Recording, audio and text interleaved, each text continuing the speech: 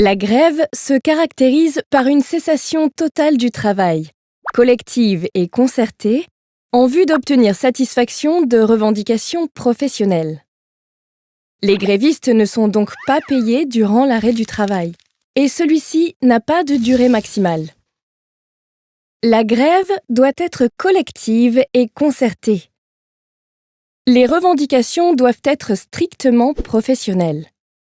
Par exemple, une demande d'amélioration des conditions de travail, et doivent être portées à la connaissance de l'employeur.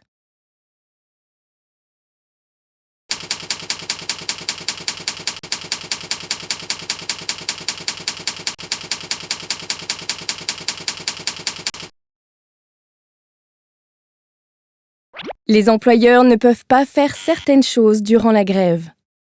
Avoir recours à des CDD ou à de l'intérim pour effectuer le travail des grévistes. Ou discriminer les grévistes, par exemple en proposant des primes aux non-grévistes. En revanche, les employeurs peuvent demander aux non-grévistes de réaliser les tâches des grévistes.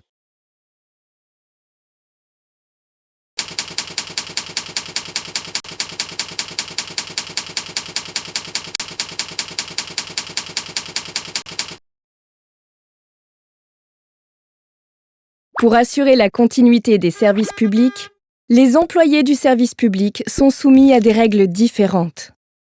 Certains métiers, par exemple les militaires, les policiers ou les magistrats, n'ont pas le droit de faire grève.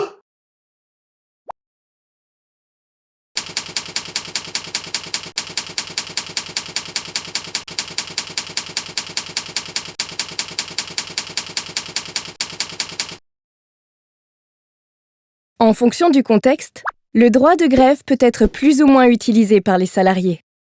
Par exemple, ils peuvent y renoncer par crainte de sanctions ou par peur d'aggraver la situation économique fragile de leur entreprise. Par ailleurs, les employés du service public ont tendance à se mobiliser davantage que les salariés du privé. En effet, les employés du service public font souvent leur carrière dans la même structure, notamment car ils peuvent avoir des difficultés à retrouver le même type de poste ailleurs. Tandis que les salariés du privé peuvent préférer changer d'entreprise pour obtenir de meilleures conditions de travail.